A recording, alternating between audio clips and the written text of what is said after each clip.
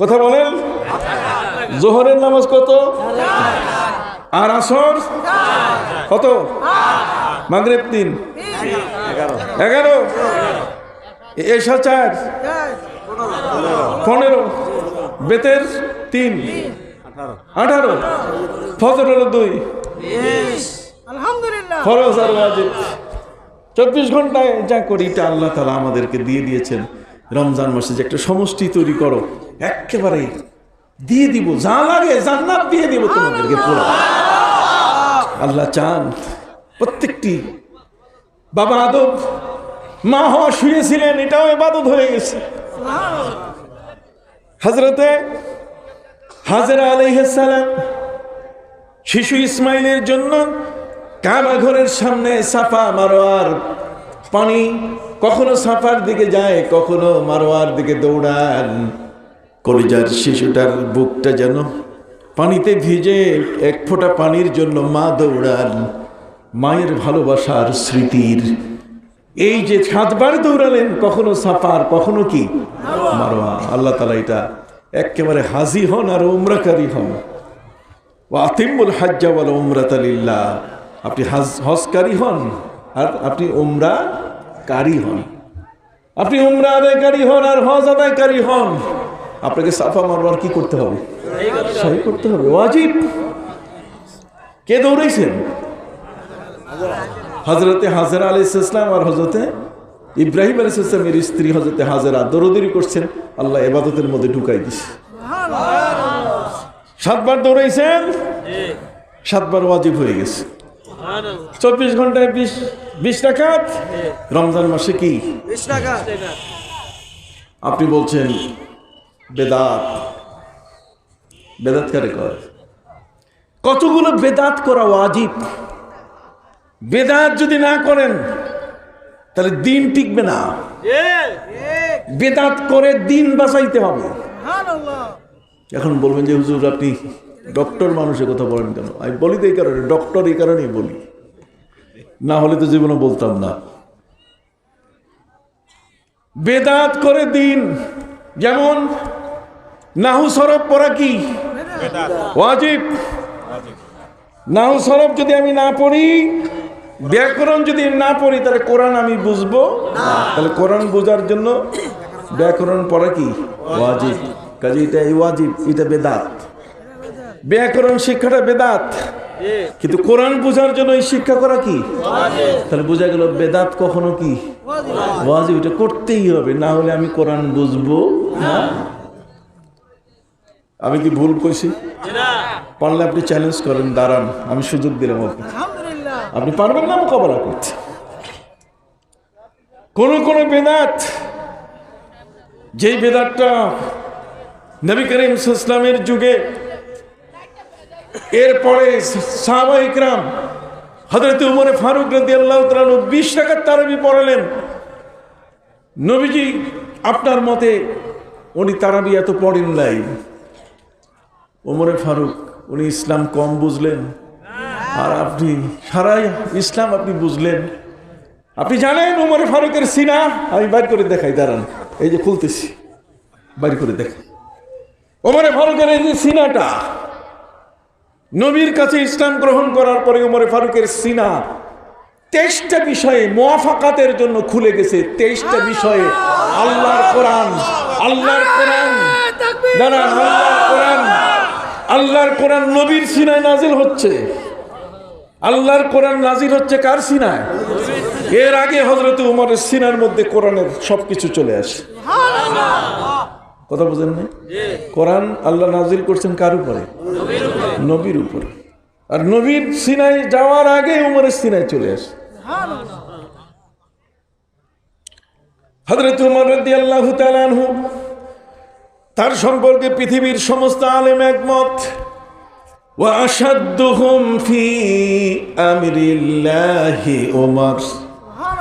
আল্লাহর আদেশ নির্দেশ মানার ক্ষেত্রে উমরের কোনো জুরি নাই। উমরের মতো পৃথিবীতে কেউ নাই। নবীজি সাফা মারওয়ার সাই শেষ করে তিনি অর্থাৎ কাবা ঘরের তওয়াফ শেষ করে সাফা মারওয়ার সাই করার জন্য যাবেন। যখনই তিনি যাচ্ছেন, মাকামে ইব্রাহিম পাস করতেছেন, ঠিক ওই মুহূর্তে জিবরিল নয়, উমর হাত বাড়িয়ে বলছেন, নবীজি আপনি যাচ্ছেন কোথায়? আমি সাফা মারোয়ায় দৌড়াবো 7 বার। হযরত উমর বলছেন, না হুজুর, মাকামে ইব্রাহিম 2 রাকাত নামাজ পড়েন। আমার নবীজি বলছেন, উমর তুমি নবী না আমি নবী? কথা কোন? তুমি নবী না আমি নবী? ওমর বলছেন, হুজুর আপনি নবী। আমি তো কখনোই সেটা বলতে পারবো না। তাহলে তুমি আমাকে বাধা দিচ্ছ কেন? ওমর বলছেন যে 2 রাকাত নামাজ পড়েন মাকামে ইব্রাহিমে। নবীজি বলছেন ছেড়ে দাও। ওমর বলছেন ঠিক আছে হুজুর, আপনি না করলে তো আমার করার কিছু, আপনি তো নবী। আমার নবীজি কদম উঠায় সাফা পাহাড়ের দিকে যখন যাবেন, ঠিক ওই মুহূর্তে জিবরিল নাজিল হয়ে বলছে যাওয়া হবে না। এই মাত্র বাধা দিলেন কে? উমর। এই মাত্র বাধা দিলেন কে? হযরতে উমর রাদিয়াল্লাহু তাআলা আনহু। আর ঠিক একটু পরে জিবরিল এসে বাধা সৃষ্টি করলেন যে উমর যা বলছে হুজুর তাই করেন। নবীজি বলেন, জিবরাইল, আল্লাহ বলছেন ওয়াত্তাখিযু মিন মাকামে ইব্রাহিম মুসাল্লা, মাকাম ইব্রাহিমে 2 রাকাত নামাজ পড়েন, আল্লাহ বলছেন। তো দেখছেন যে আয়াতটা নবীর উপরে নাজিল হচ্ছে, আর এটা আগে ক্রস কানেকশন হয়ে গেছে কার কাছে? আপনি উমরকে সাধারণ বলতেছেন এরকম 23টা জায়গা। কয়টা? তার মধ্যে একটা হলো কবর থেকে লাশ উঠানো। এই যে কবর থেকে কি লাশ উঠানো, কবর থেকে লাশ উঠানো। আব্দুল্লাহ ইবনে উবাই ইবনে সলুল, গ্রেট মুনাফিক, এই লোকটা মারা গেল। তার ছেলে ওসিয়ত করছে, ছেলের কাছে ওসিয়ত করছে যে বাবা সারা জীবন নবীর বিরোধিতা করছি, কাজে আমি তোমার কাছে বলতে চাই, কবরে গেলে তো ফেরেশতা আমারে কঠিনভাবে শাস্তি দিবে, ঠ্যাঙ্গা ঠ্যাঙ্গিতে একেবারে আমার অবস্থা কাহিল করবে।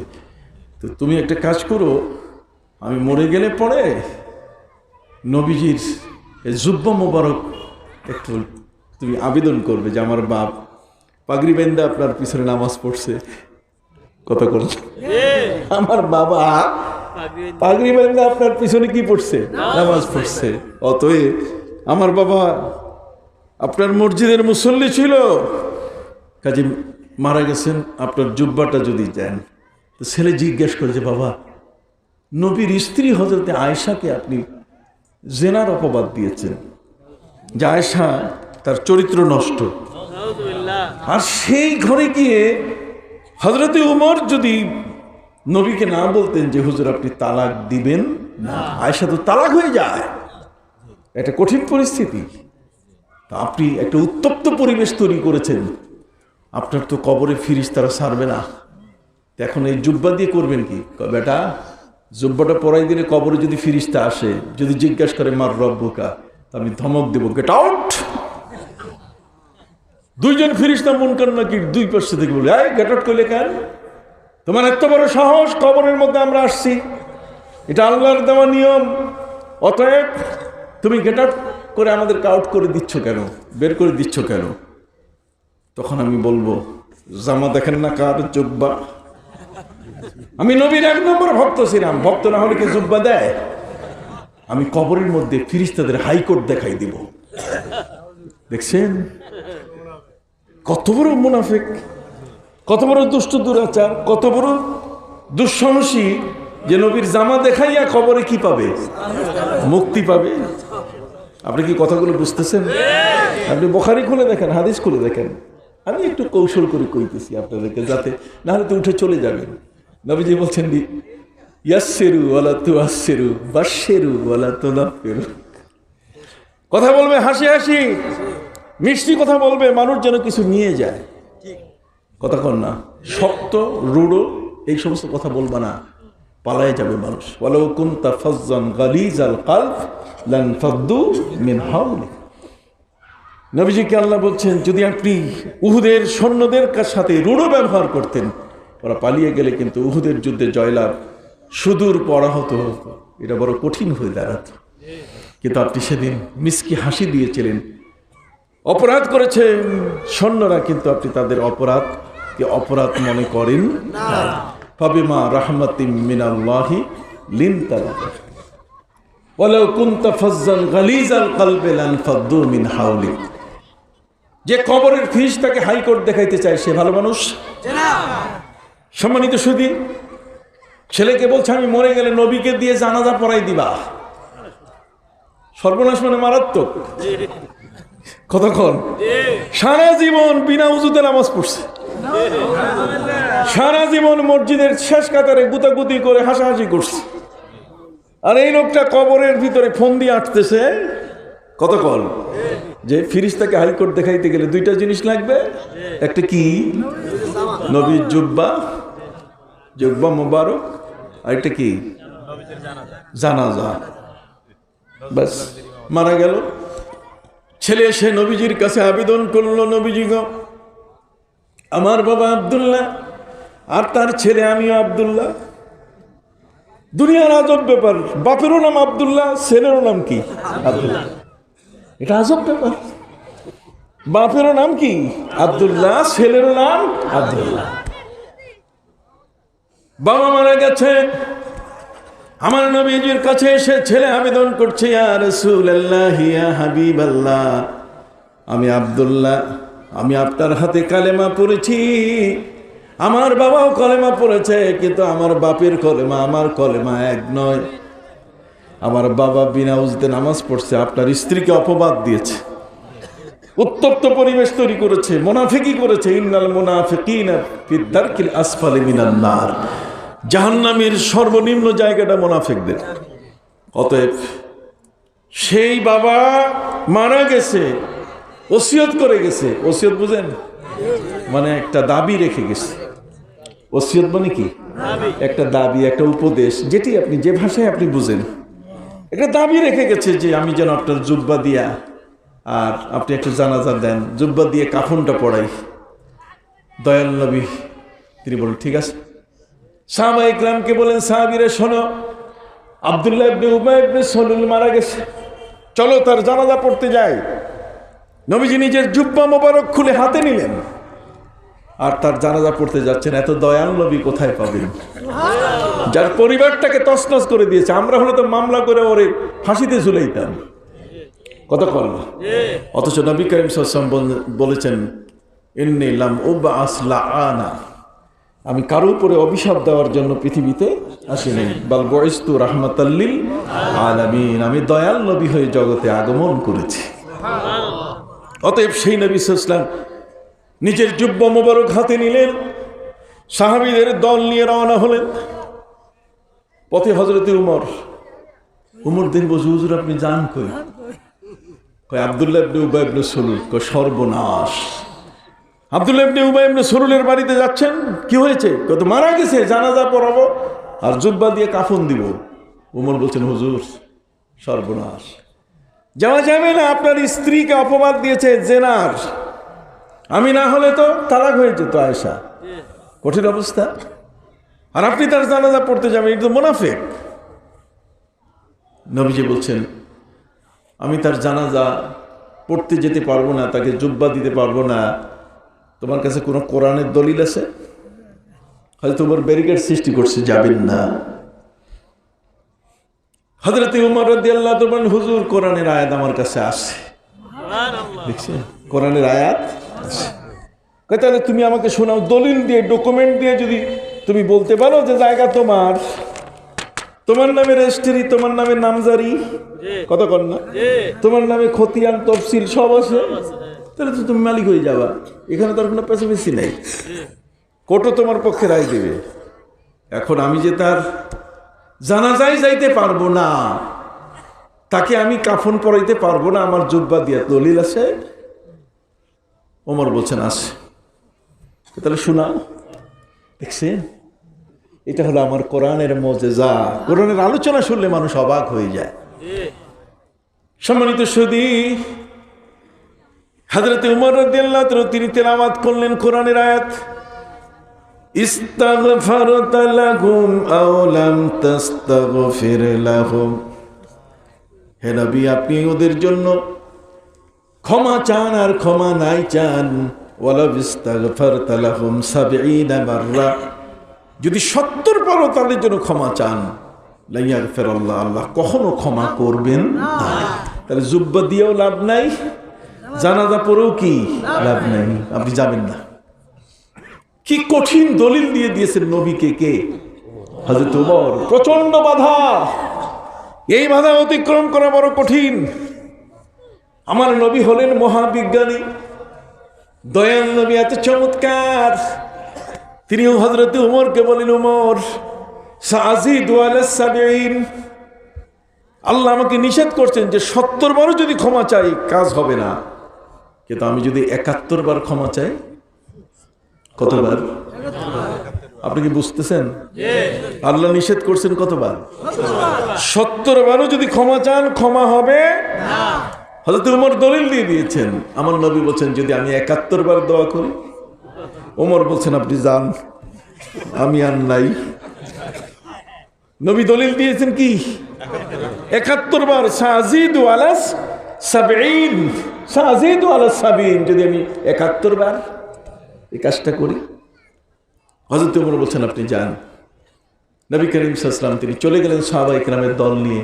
একজন মুনাফিক, একজন সবচেয়ে বড় পৃথিবীর নিকৃষ্টতম ব্যক্তি, মুযাবযাবিনা বাইনা যালিকা, লা ইলাহা ইল্লা ওয়া লা ইলাহা ইল্লা, মুযাবযাবিনা বাইনা যালিকা কাশাতিল আয়রা তুইরু ইলা হাযি মাররাতান ওয়া তুইরু ইলা হাযি মাররাতান। পাঠা ছাগলের মতো, এটার ধর্ম ঠিক নাই। কত কর নবীর হাদিসের মধ্যে এসেছে। অতএব সম্মানিত শুধু আমার নবী যে সেখানে যাচ্ছেন, চলে গেলেন। চলে যাওয়ার পরে এই মুনাফিকের ছেলেকে তিনি বললেন, আব্দুল্লাহ তোমার বাপের লাশটা নিয়ে আসো, আমি জুব্বাটা কাফন পরাই দিই। হুজুর আনতেছি। এই একটু সময় নিতে নিতে সময় গড়ে গেল অনেক, লাশ আনতেছে না। আমার নবী সাল্লাল্লাহু আলাইহি ওয়াসাল্লাম তিনি ধমক দিয়ে বললেন, রে আব্দুল্লাহ, তোমার বাপের লাশ কোন জায়গায়? আমি কিন্তু দেখতে পাচ্ছি। তার মানে তাকে অলরেডি মাটিতে নবী যাওয়ার আগেই কবরে দাফন করা হয়েছে। তারা জানে যে মুনাফিক নবীজি ইচ্ছে করলে তার লাশকে কুকুরের হাতে খাওয়াতে পারেন, শ্রীগালের হাতে খাওয়াতে পারেন। কারণ বদরের যুদ্ধে নবী করিম সাল্লাল্লাহু আলাইহি ওয়াসাল্লাম বলছেন না, এই যে উমাইয়া ইবনে খালদ হযরতে বেলালের মুনিব সম্পর্কে যখন সে পাহাড়ের উপরে আশ্রয় নিল, তখন নবী করিম সাল্লাল্লাহু আলাইহি ওয়াসাল্লাম বলছেন, আল্লাহুম্মা সাল্লিত আলাইহি কালবাম মিন কিলাবিক, যে আল্লাহ তার উপরে তুমি তোমার কাছে কুত্তা আছে না, এই কুত্তাটা লেলায় দাও।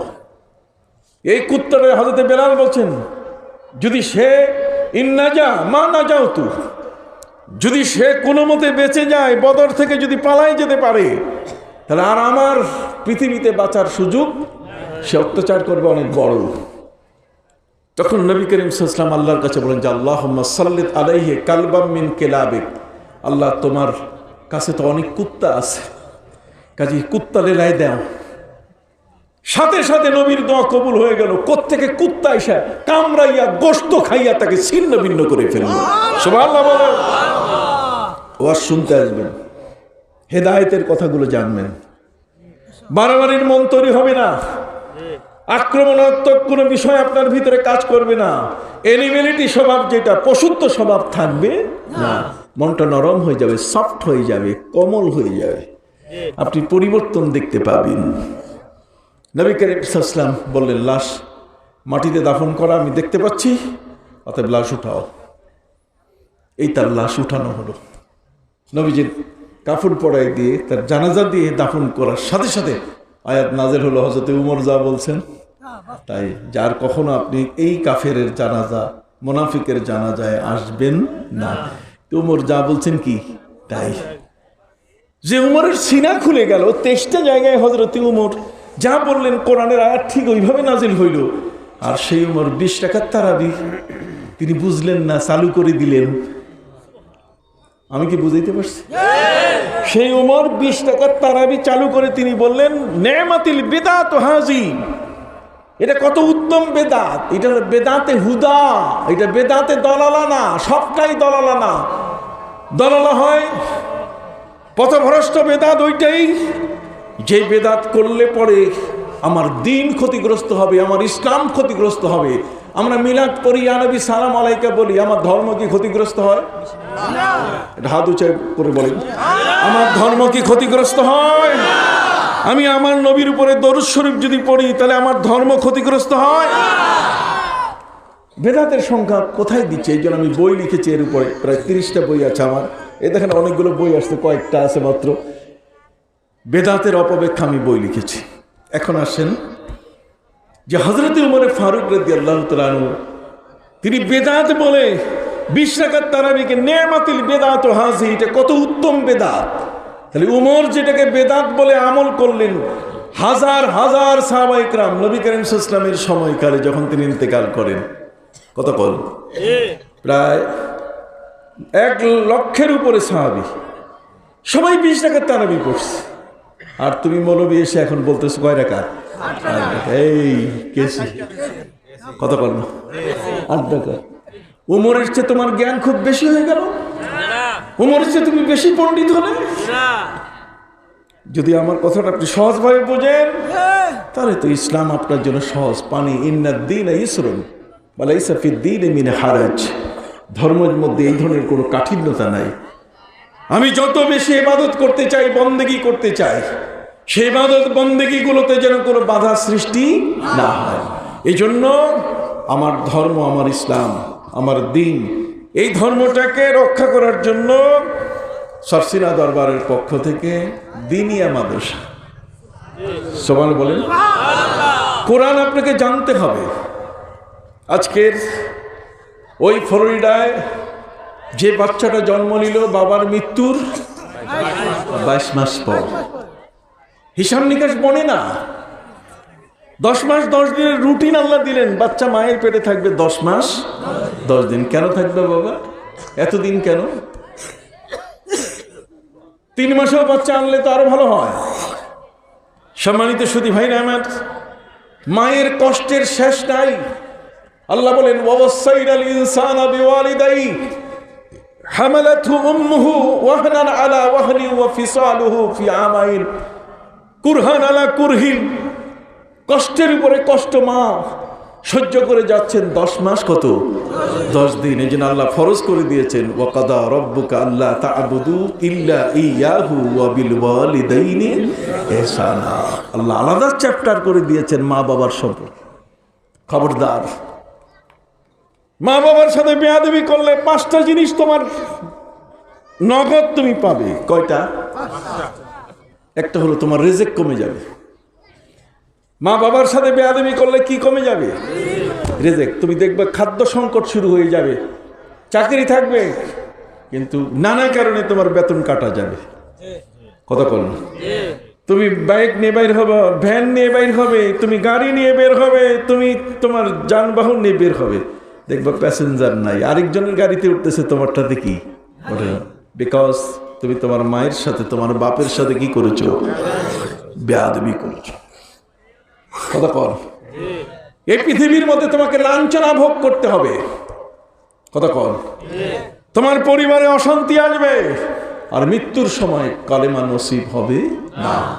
হুমা জান্নাতুকা ওয়া নারুকা। মা বাবাই তোমার জান্নাত, মা বাবাই তোমার কি? জাহান্নাম। অতএব এর বাইরে তোমার যাওয়ার কোনো সুযোগ নেই।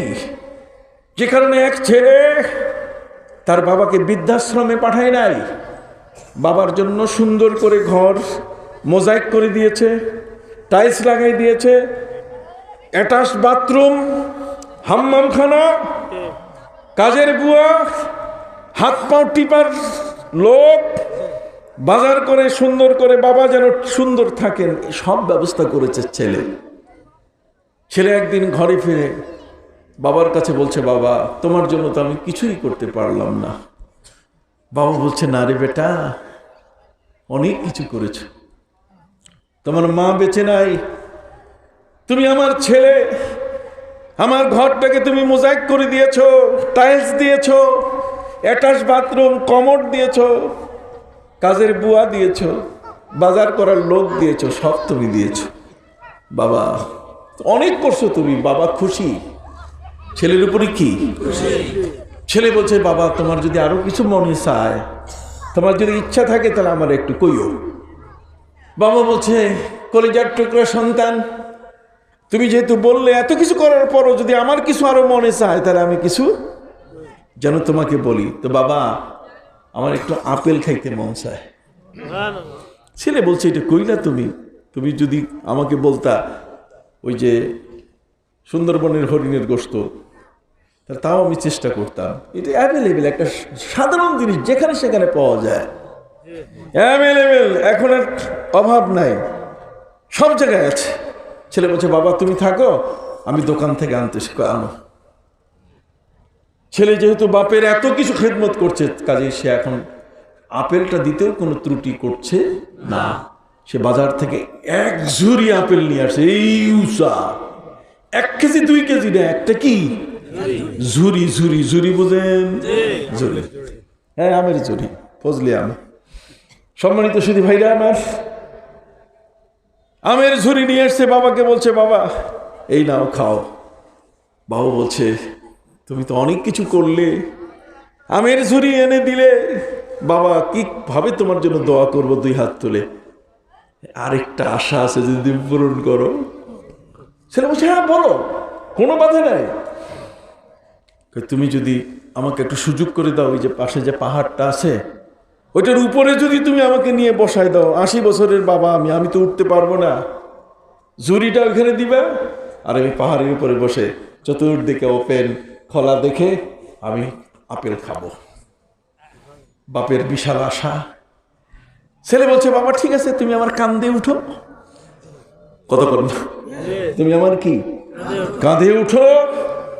কাঁধে বাবাকে চড়িয়ে নিয়ে আপেলের ঝুড়ি নিয়ে বড় কষ্ট করে, ক্রলিং করে করে, ক্যারিং করে করে ছেলে তার বাবাকে উঠালো কোথায়? পাহাড়ের একেবারে উচ্চ শৃঙ্গে একটা জায়গায় বাবাকে বসাই দিয়ে বলছে, বাবা দেখো তো পরিষ্কার দেখা যায় কিনা। বেটা, সব পরিষ্কার দেখা যাইতেছে। দাও আপেলের ঝুড়ি সামনে দিয়ে বলছে, বাবা তুমি খাও। বুড়া বাবা, 80 বছর বয়স, ওই ঝুড়ি ধরতে যাইয়া ঝুড়ি গেছে পড়া, এমন ভাবে ঝুড়ি পড়ে গেছে, সেই ঝুড়ির যত আপেল, এগুলো টেনিস বলের মতো, টেনিস বল তো চিনেন, টেনিস বলের মতো ছোট, গড়গড়াইয়া চতুর্দিকে পড়ে গেছে। ছেলে বলছে, বাবা কোনো অসুবিধা নেই, তুমি একটু অপেক্ষা করো, আমি সবগুলো কুড়ায় এনে দিচ্ছি। তো সবগুলো কুড়ে আবার ঝুড়ি ভর্তি করে বাবার কাছে দিছি। বাবা এখন খাও। তো বাবা এবার ঝুড়ি থেকে আপেলটা বাইর করতে গিয়ে আবার কেমন করে জানি হাতের ঠেলা খাইছে, গেছে উল্টাইয়া, আমার গোল আপেলগুলো গড়গড়াইয়া চতুর্দিকে পড়ছে।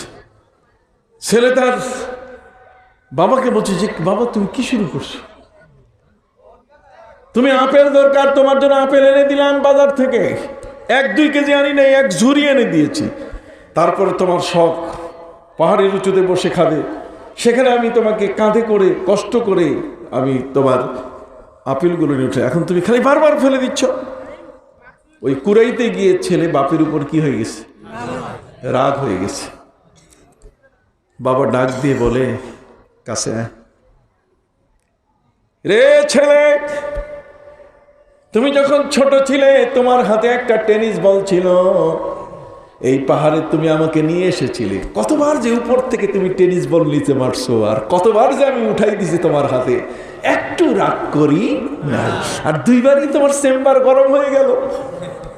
কত করলাম, 2বারই তোমার মাথাটা গরম হয়ে গেল। আছে রে এমন সন্তান?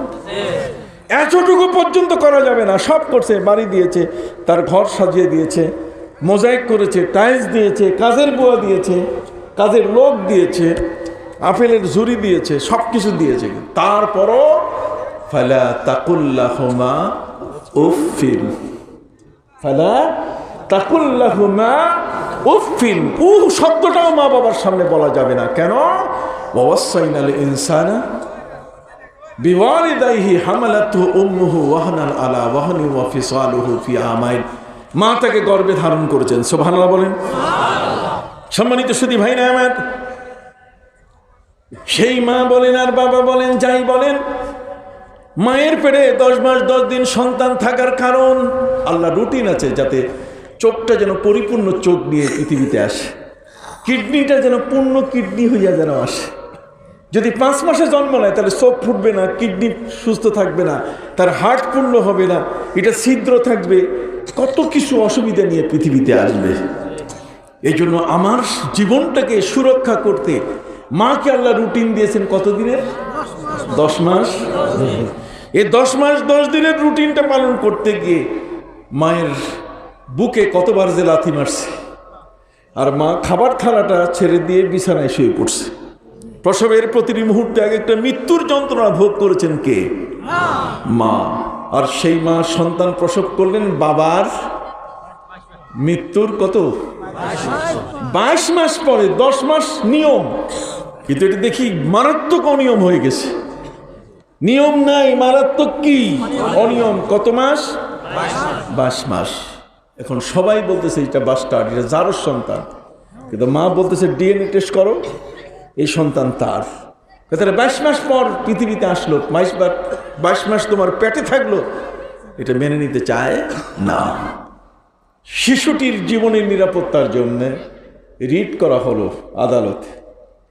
আদালতের কাছে চাওয়া হলো যে এই শিশুটিকে কি বলা হবে, এটা বৈধ না অবৈধ। মা বলছেন যে এটা ওই বাবার জন্মে, আর এলাকার মানুষ বলতেছে যে এতদিন বাচ্চা মায়ের পেটে থাকে, কাজে এটা অবৈধ, বাস্টার্ড। সম্মানিত সুধী, ব্যারিস্টার বলেন, আইনজীবী বলেন, বিচারক বলেন, জজ বলেন, সবাই মিলে ব্যারিস্টার থেকে সবাই কোনো মতেই সিদ্ধান্ত দিতে পারছে না। যখন কোনো বিষয়ের তথ্যপত্র থাকে না, তখন কোর্ট হিয়ারিং এর সময় বাড়ায় দেয়। 1 বছর পরে শুনানি হবে, তার মানে 1 বছরের মধ্যে কোনো তথ্য পাওয়া যায় কি? লম্বা লম্বা সময় দিচ্ছে, কিন্তু কোনো সমাধান হচ্ছে না। শেষ পর্যন্ত ব্যারিস্টার, আইনজীবী, বিচারক সবাই মিলে আমেরিকান, কানাডিয়ান, ইউরোপিয়ান এই জোনের সবাই মিলে একসাথে বৈঠক করলো যে এই বাচ্চাটার, এই শিশুটির ব্যাপারে কি সিদ্ধান্ত দেওয়া যায়। কোনো রেফারেন্স নাই কোর্টের, এর আগে কোনো বিচার, এমন কোনো ঘটনা পৃথিবীতে ঘটে নাই। তাহলে কি করে যাবে?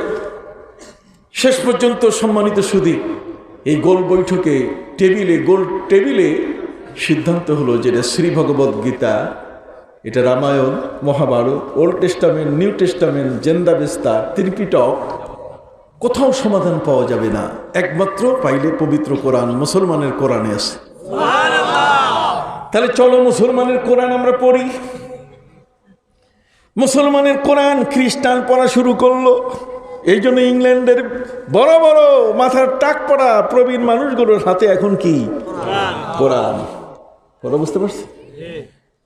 অতএব ভাইরা আমার, কোরআন পড়া তারা শুরু করলেন। কোরআন পড়তে পড়তে সূরা হজ পর্যন্ত চলে গেলেন। কোথায়? সূরা হজের মধ্যে ভি, তার মানে পজিটিভ চিহ্ন চলে আসলো। কথা কন, পাওয়া গেছে কোরআনে ওই শিশুটির সমাধান আছে। কোরআনে ওই শিশুটির কি আছে? সমাধান আছে। সবাই মিলে আদালতমুখী হয়ে আদালতের কাছে জানতে চাইলো সমাধান কি, বলুন। ওরা বলছে আরেকটু টেস্ট আছে। তবে পবিত্র কোরআনের যে আয়াত, সে আয়াতের মধ্যে আল্লাহ পাক রব্বুল আলামিন বলেছেন, وَنُقِرُّ فِي الْأَرْحَامِ مَا نَشَاءُ إِلَى أَجَلٍ مُّسَمًّى। আল্লাহ বলেন যতদিন ইচ্ছা ততদিন মায়ের গর্ভে আমি সন্তান রাখতে পারি।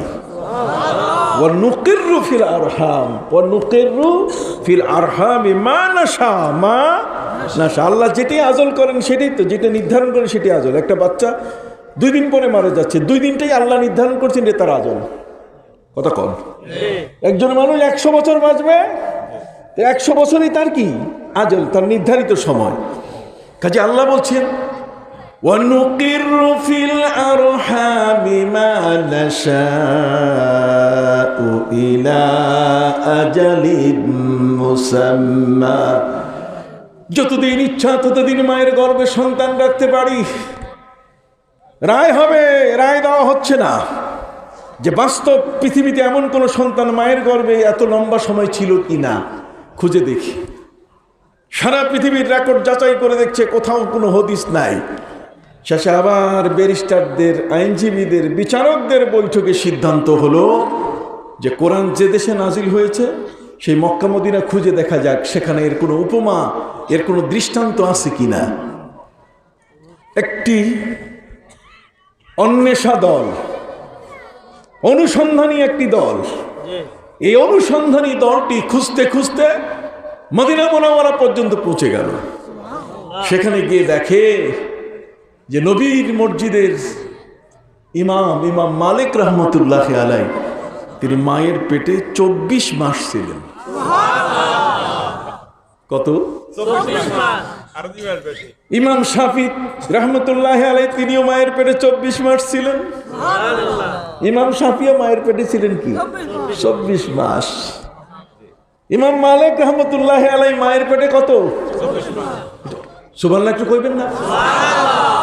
মহিলা তো দাবি করছে 22 মাস, আর রেকর্ড আসলো কত? রিপোর্ট রেকর্ড যেটাই বলেন 24 মাস। আদালতে রায় হলো, ফ্লোরিডার আদালত, প্রায় 6000-এর মতো খ্রিস্টান কালেমা পড়ে মুসলমান হয়েছে। সেই কোরআন তো আমার কাছে আছে। কই আমি তো এখনো ওই টিন চুরি করি, এখনো গম চুরি করি, এখনো সৌদি আরবের দুম্বা আসলে গরিবের পেটে যায় না, আগে আমার পেটে। কথা কন। সুদ, ঘুষ, অন্যায়, অবিচার অহরহ চলছে। কথা কন। পরিবর্তন নাই আমার ভিতরে। কথা বুঝতে পারছি? এই জন্য আমি আমার ভাইদের খেদমতে আরজ করি, সুম্মা আওরাসনাল কিতাবাল্লাযীনা ইসতাফাইনা মিন ইবাদিনা। আল্লাহ বলেন আমার এই কিতাবখানা যাদেরকে আমি ওয়ারিস বানাইছি, এত বড় একখানা কিতাব যা পাইতে দুর্লভ ব্যাপার, কঠিন ব্যাপার, এমন কিতাব সহজে পায় না মানুষ। আমি যে জাতিকে দিলাম সেই জাতি 3 ভাগে ভাগ হয়ে গেল। ফামিনহুম যালিমুল লিনাফসি। এই কিতাবখানা পাওয়ার পরও বাদ দিয়েছে, কই না বিদেশি আইন ভালো। কথা কর না। বিদেশি সংস্কৃতি ভালো। কোরআন তার হাতে আছে, প্রশংসা আমেরিকার। কোরআন তার হাতে আছে, প্রশংসা ব্রিটিশদের। অমুসলিমদের মুখ প্রশংসায় সে পঞ্চমুখ। কথা বল। অথচ মহাগ্রন্থ কোরআনের বিধান এটা শান্তি দিবে মানুষকে, আর সেটা থেকে আমি নিজকে কি রেখেছি? দূরে রেখেছি। ফামিনহুম যালিমুল লিনাফসি ওয়া মিনহুম মুকতাসিদ। আর এর মধ্যে দোদেল বান্দা, কালেমা চোর, না পায় শ্মশান, না পায় ঘর। একদল মানুষ এমন আছে ঈদেও যায়, আবার সরস্বতীর পূজাও কি যায়। দুই দিকেই আছে। কথা কন না। দুই দিকেই তাকে পাওয়া যাবে, কোথাও তার অনুপস্থিতি নাই। কথা কন। ওখানে যে প্রতিমা বিসর্জন সেখানেও সে প্রথম। কথা কন না। গানের আসরেও সে প্রথম, আর ওয়াজের মাহফিলও কি প্রথম। এর এখন কেমনে কোন টেস্টে ফালাবেন, কোন ডায়াগনস্টিক টেস্টে ফালাবেন যে এটা মুসলমান কিনা? এই জন্য আল্লামা ইকবাল বলছেন, ওয়াদামে তুম হো না সারা তু তমদ্দুন মে হুনুদ, ये मुसलमान है जिन्हें देख कर शर्माए यहूद। यूं तो तुम सैयद भी हो, मिर्जा भी हो, अफगान भी हो, तुम सभी कुछ हो, फिर बताओ कि तुम मुसलमान भी हो। তুমি সব, তুমি মির্জা, তুমি আফগান, তুমি সৈয়দ, কিন্তু আমি জানতে চাই তোমার একটাও আমার দরকার নাই, তুমি মুসলমান কিনা। তোমার ঘরে আজকে বৈশাখী মেলার পুতুল পাওয়া যায়, অগ্নিবীণা, গীতাঞ্জলি। তোমার ঘরে কোরআন নাই, জায়নামাজ নাই, টুপি নাই। তোমার স্ত্রীর গায়ে বোরকা নাই। কথা কন। তোমার মেয়ে ওপেন, পেট খালি, বুক খালি, মুখ খালি, কপালে এক নক্তা। তোমার মেয়ে রূপসী হয়ে আছে। কথা কন। অথচ নবী ইব্রাহিম আলাইহিস সালাম দোয়া করেছেন, রব্বানা ওয়াজআলনা মুসলিমাইন লাকা। আল্লাহ, আমি আমার ছেলে সবাইকে তুমি তোমার অবিডেন্ট বানিয়ে দাও, পরিপূর্ণ অনুগত বানিয়ে দাও। সুবহানাল্লাহ বলেন। এই জন্য একদল মানুষ দোদেল বান্দা এ পর্যন্ত ঠিক করতে পারলো না যে তার ধর্মের গুরুত্ব কত বড়, তার ধর্মটা কত গভীরে এর শেকড়। কথা কল। আল্লাহ বলছেন তিন দল মানুষ এই কোরআন পাওয়ার পরে তিনটা ভাগে ভাগ হয়েছে। একদল জালেম, কোরআনের কাছে বসে না, কোরআনের সিলেবাস পরিবর্তন করে, কোরআনের ইসলামী শিক্ষা বাদ দেয়। কতক্ষণ না স্কুল কলেজ থেকে কি দিচ্ছে, বাদ দিয়ে দিচ্ছে, যে না এটা দরকার নাই, ইসলামিয়াত দিয়ে দিচ্ছে, কয় পরীক্ষা লাগবে না। পরীক্ষা না হলে কি পড়ে? কত পরীক্ষা না হলে কি পড়ে? এই জন্য কবি বলেছেন কবি সেহমাহি और कभी शशमाही और कभी कम वक्त सालाना उसी की फिक्र तरद्दुद में कर दिया मुझको दीवाना। কখনো ত্রৈমাসিক পরীক্ষা, কখনো ষান্মাসিক পরীক্ষা, কখনো বার্ষিক পরীক্ষা। পরীক্ষা না থাকলে ছাত্রদের জীবনে কোনো চিন্তা থাকে? কতক্ষণ না এই চিন্তাই তো গা শুকায় যায়। আপনি ইসলামিয়াত দিলেন কতক্ষণ, কিন্তু পরীক্ষা নাই, তার মানে এই সাবজেক্ট কেউ নিবে না। আপনি কি বুঝতে পারছেন? অতএব মাননীয় প্রধানমন্ত্রী চান ইসলাম বান্ধব একটি সরকার, কতক্ষণ না, কিন্তু ঘাপটি মারা কিছু মানুষ এমন কিছু কাজ করে যাচ্ছে যাতে বদনাম হচ্ছে সকলের। কতক্ষণ ফামিনহুম যালিমুন লিনাফসি ওয়া মিনহুম মুকতাসিদ ওয়া মিনহুম সাবিকুম বিল খায়রাতি বিইজনিল্লাহ। আর তৃতীয় দল হচ্ছে যারা সবসময় আল্লাহর প্রতি নিবেদিত হয়ে মানুষের মধ্যে কিভাবে ঈমান থাকবে, আমল থাকবে, মানুষের মধ্যে কিভাবে পর্দা থাকবে, পুশিদা থাকবে, কিভাবে কোরআনের মৌলিক বিষয়গুলো তার ভিতরে সে ধারণ করতে পারবে, একদল ব্যক্তি এই কাজগুলো করে এগিয়ে যাচ্ছে। আর তারা হলেন পীর মাশায়েখ, গলিয়া উলিয়া, আলেম ওলামা। সুবহানাল্লাহ বলেন, তারা কি? আলেম ওলামা, পীর মাশায়েখ, আলেম ওলামা। ওয়া মিনহুম সাবিকুম বিল খায়রাতি বিইজনিল্লাহ যালিকা হুয়াল ফাদলুল কাবীর। এটা হচ্ছে আল্লাহর পক্ষ থেকে বড় ধরনের একটি উপহার, গিফট, যে যারা এটা করতে পেরেছে। এই জন্য সারসিনার বর্তমান আলা হুজুর হযরত পীর সাহেব কেবলা, আপনি জানেন তিনি দিনই আমাদের সব প্রতিষ্ঠা করছেন।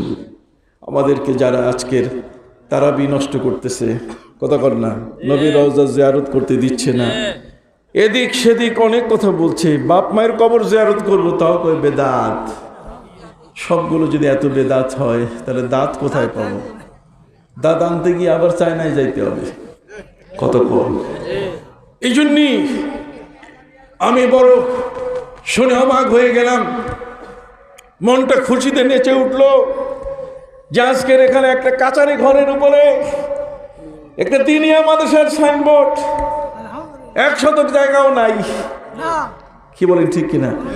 কিরে ভাই, ইমান, আকিদা, আমল, টুপিদারি, ঘরের পর্দা পুশিদা, কোরআনের তেলাওয়াত, এগুলো বাঁচানো দরকার আছে না? সব কি এই টেডি হয়ে গেলাম নাকি? আগে মাসলা বলতেছি না, মাসলা না, আগে ছেলের বউ আনতে গিয়ে মুরব্বীরা মেয়ে দেখতে যাইতো। তো মেয়ে দেখতে যাইতে যাওয়ার পরে জিজ্ঞাসা করতো যে মা তুমি কি কোরআন পড়তে জানো? বলছে হ্যাঁ জানি।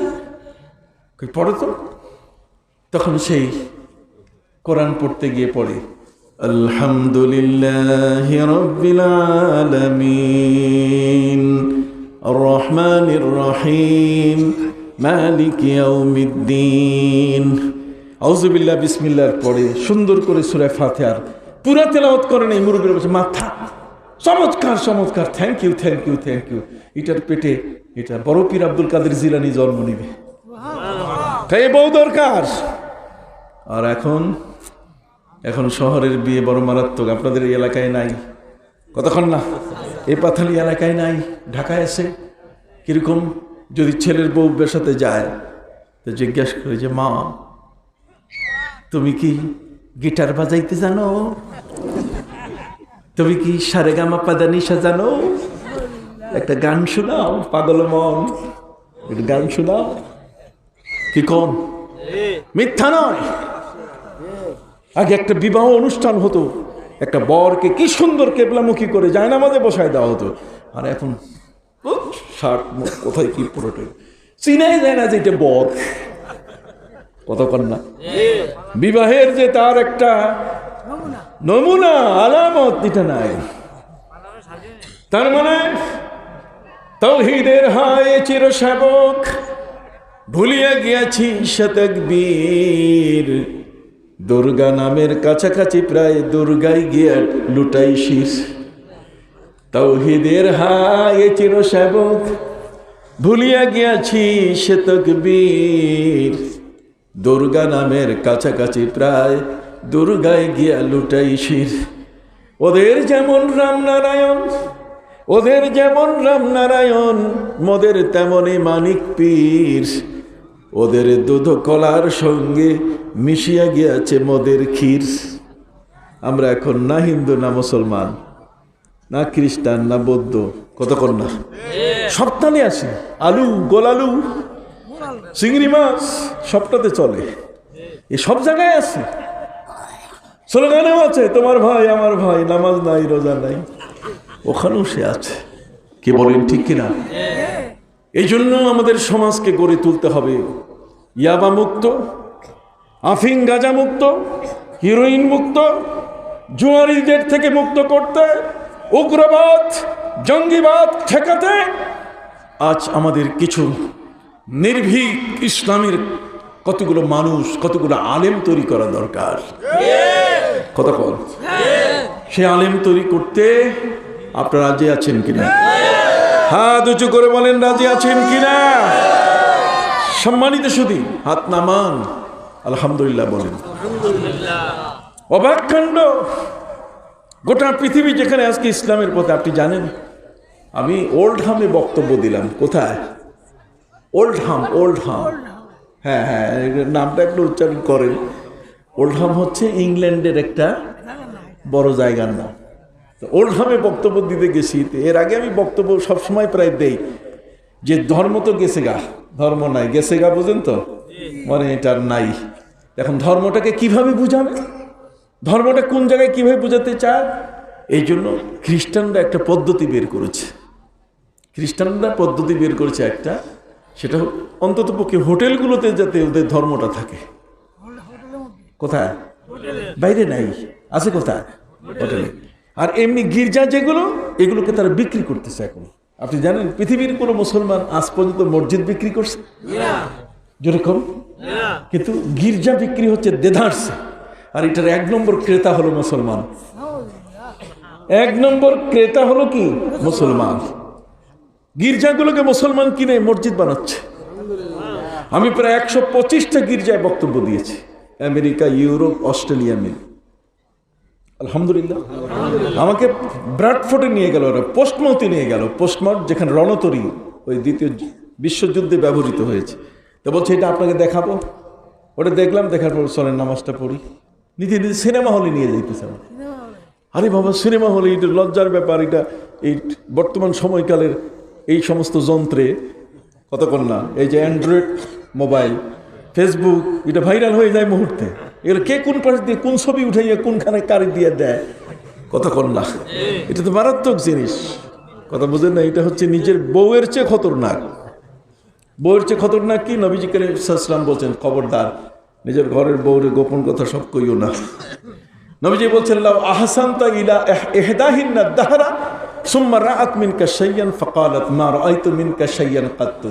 নবীজি বলছেন যে স্ত্রীর জন্য যুগ যুগ ধরে বাড়ি করে দিলা, গাড়ি করে দিলা, সবকিছু দিলা, আর সেই স্ত্রী যদি তোমার অফিসের মধ্যে কোনো কারণে তোমার বন্ধুর সাথে অথবা কোনো কারণে ঘুম আসছে, হাতে লাল কালির কলম ছিল, এটার দাগ তোমার এই জামার উপরে পড়ছে, আর ওই জামা পরে তুমি বাড়িতে ফিরছো, তুমি দেখো নাই যে এখানে কলমের কালির লাল দাগ পড়ছে।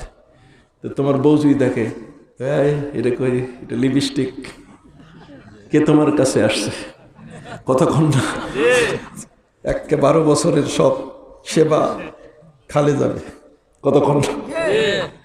নবী করিম সাল্লাল্লাহু আলাইহি ওয়াসাল্লাম বলছেন, লাউ আহসানতা ইলা ইহদাহিন্না দাহরা, তুমি যদি তোমার স্ত্রীর প্রতি এভাবে যদি এক যুগ ধরে, দাহার মানে কি এক যুগ ধরে যদি তুমি সেবা করো, সুম্মা রাআত মিনকা শাইয়ান, এরপর যদি দেখে এখানে একটা লাল কিছু আছে, তাহলে ফাকালাত বলে উঠবে, মা রাআইতু মিনকা খায়রান কাত্তু, তুমি কিছুই করো নাই। তোমার সাথে ঝগড়া, বাংলাদেশ বেতার চালু হয়ে যাবে, 24 ঘন্টা ঝগড়া, আর এটা বন্ধ হবে না। 24 আওয়ার্স সেবা চলবে, খালি ঝগড়া ঝাঁটি। আপনার কথা বুঝতে পারছেন? এই জন্যই আমি আমার ভাইদের খেদমতে বলতে চাই, আমাদের এই দিনকে ধরে রাখার জন্য ইন্না হাযাল হাদিসা দীনুন ফানজুরু আম্মান তাখুযু দীনাকুম। এই ধর্ম আমার নবীর হাদিসগুলোকে বাঁচায় রাখার জন্য, আমলগুলোকে বাঁচায় রাখার জন্য এখানে একটা দিনই আমাদের হওয়া প্রয়োজন কিনা? রাজি আছেন? আবার একটু হাত তুলে বলেন রাজি আছেন? তাহলে আপনি সার্বিকভাবে সহযোগিতা করবেন তো? এখানে সাইনবোর্ড সর্বস্ব প্রতিষ্ঠান হবে তা কিন্তু নয়, বরং এখানে একটা বাস্তবে আমলি প্রতিষ্ঠান। সারসিনা দরবারে যদি আপনি যান, আপনি দেখবেন, অবাক হয়ে যাবেন। সারসিনা দরবারে মনে হয় ফিরিস্তাগুলো নামতেছে রূপ থেকে, মাথায় পাগড়ি, কি চমৎকার তাদের পোশাক, জিকির আজকার, তসবিহ তাহলিল, এগুলো নিয়ে আমরা আছি। আল্লাহ কোনোদিন কিয়ামতের ময়দানে আপনাকেও জিজ্ঞেস করবেন না, আমাকেও জিজ্ঞেস করবেন না যে তুমি ব্যারিস্টার হইছো, কেন ব্যারিস্টার হইলা, বা কেন তুমি ব্যারিস্টার হও নাই, তুমি কেন ব্যারিস্টার হও নাই, তুমি কেন বিচারক হও নাই, তুমি কেন মন্ত্রী হও নাই, কেন তুমি মিনিস্টার হও নাই। আল্লাহ জিজ্ঞাসা করবেন না, বরং আল্লাহ বলবেন যে তুমি কেন নামাজ পড়ো নাই।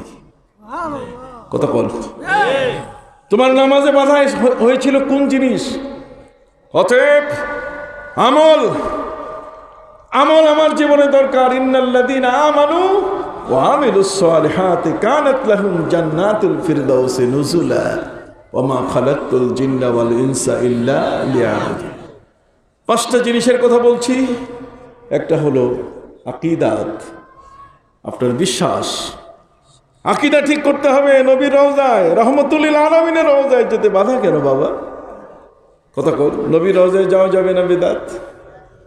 ইবাদতের মধ্যে কেসি নিয়ে তুমি নামছো, মুআমালাত, বেচা কেনা, সেখানেও তুমি কতগুলো হারাম জিনিসকে হালাল করে ফেলতেছো। এরপরে মুআশারাত, আর মুআশারাত শব্দের অর্থ হচ্ছে সামাজিকতা। সে সামাজিকতাও তোমার থেকে আজ নাই। তোমার না আছে দাড়ি, না আছে টুপি, না আছে পোশাক, না আছে চতুর্দিকে পর্দার ব্যবস্থা, আখলাকিয়াত না আছে, তোমার জিকির আজকার, তাসাউফ। কথা কি বুঝতে পারছেন? এই জন্য আমি আপনাদের কাছে একটু আবেদন করতে চাই। আমাকে বলেনি, কেউ বলেনি, ওয়াল্লাহি খোদার কসম করে বলতেছি, কেউ আমাকে বলে নাই। আপনাদের মধ্যে, এই জায়গার মধ্যে কেউ কি এমন আছেন যে হুজুর আমি 500 জায়গা এই মাদ্রাসাটার জন্য দিব, এই মাদ্রাসাটার জন্য 500 জায়গা, এই ধর্মটা, আমার ইসলামটা, ইন্না হাযাদ দ্বীন ইন্না হাযাল হাদিসা দীনুন ফানজুরু আম্মান তাখুযু দীনাকুম। আপনাদের মধ্যে কেউ কি আছেন এমন যে হুজুর এখানে পাশে কার জমি আমার জানা নাই? কে এখানে বসে আছেন, কারা বসে আছেন? নিশ্চয়ই সবাই একেবারে দূর দূরান্ত থেকে আসছেন, জাপান জার্মান থেকে আসছেন, তা না? কতক্ষণ না, সব তো পাশের মানুষই। আপনারা আছেন কি আপনাদের মধ্যে কেউ একজন বলবেন যে হুজুর আমি এই 500 জায়গা মাদ্রাসার জন্য দিয়ে দিব?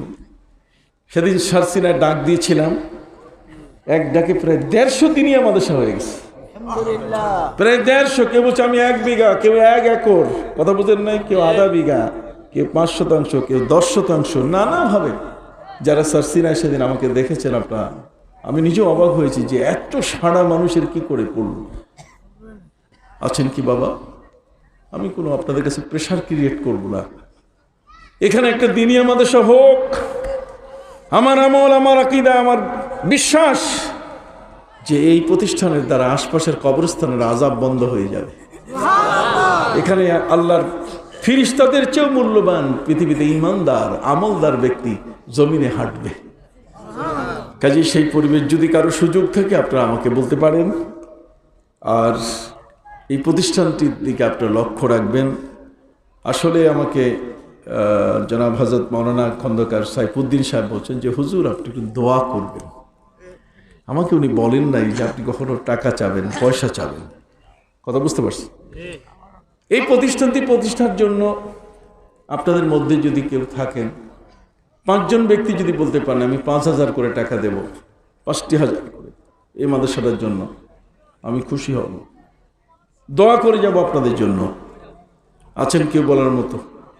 এই মাদ্রাসাটা চালুর জন্যে 5,000 টাকা দেওয়ার মতো 5 জন ব্যক্তি, মায়ের নামে, বাবার নামে, আপনজন যারা করোনা ভাইরাস থেকে মুক্তির নামে একটি সুন্দর একটি সমাজ তৈরি হবে, সেই প্রত্যাশায় আছেন কি আপনাদের মধ্যে কেউ?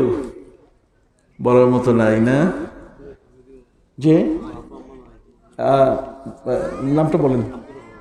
জনাব আব্দুর রহমান সাহেব বাবা মা নাই, তাদের মাগফিরাতের জন্য 5,000 টাকা দেবেন। জোরে মারহাবা, আরো জোরে মারহাবা।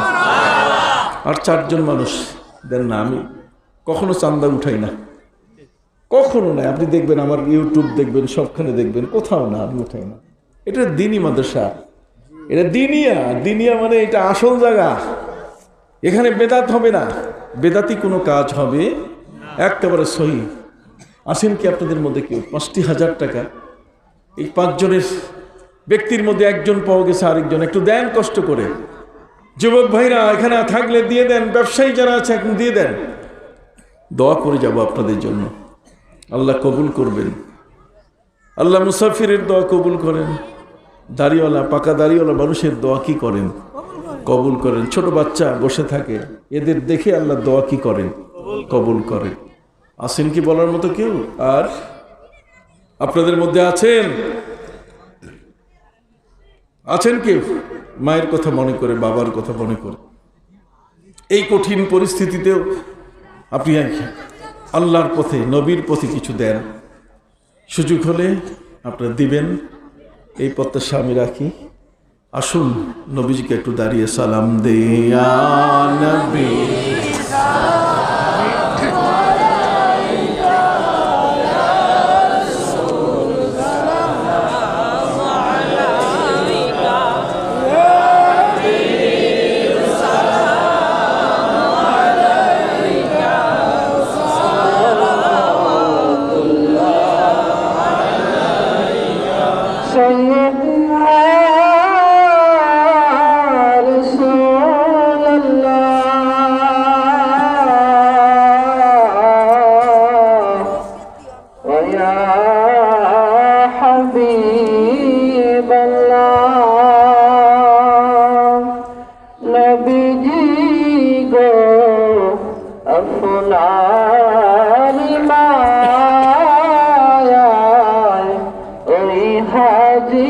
ভাই মদিনাতে যায় রওজা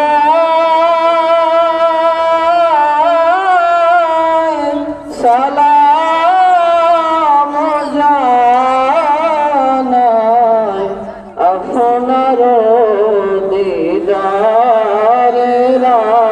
আশায়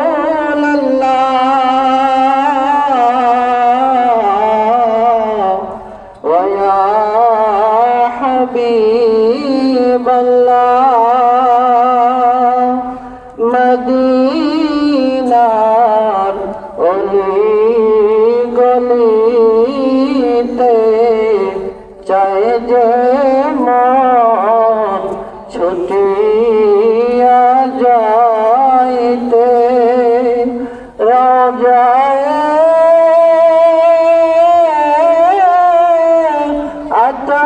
আতহার চুমিতে দুরূদ সালাম দিতে ইয়া নবী সালাম আলাইকা ইয়া রাসূল সালাম আলাইকা ইয়া হাবিব সালাম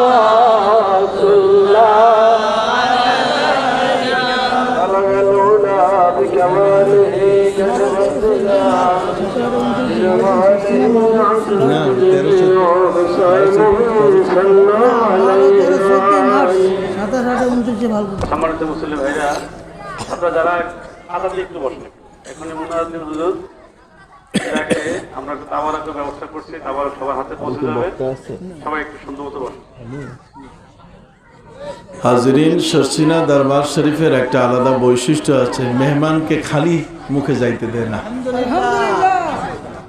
মেহমানকে খালি মুখে যেতে দেয়। আগামী 12, 13, 14 মার্চ, কি বলেন, 27, 28, 29 ফাল্গুন, যে শুক্র শনি রবি আপনারা শর্ষিনা যাবেন, আমিও যাব ইনশাআল্লাহ। আব্দুল সুবহান খান সাহেব মরহুম, তার নামে তার ছেলে 5,000 টাকা দেবে, যে মারহাবা। আমি বলে গেলাম, আপনি সুযোগ করলে দিয়ে দিবেন আর কি, কথা বুঝতে পারছেন? কোনো চাপাচাপি নেই, প্রেশার নাই, একেবারে ধরে জান্নাতে ঢুকাইতে হবে আমার কাছে। টাকা এখানে, এই টাকাটা কার কাছে দিবে, একটা নাম বলেন।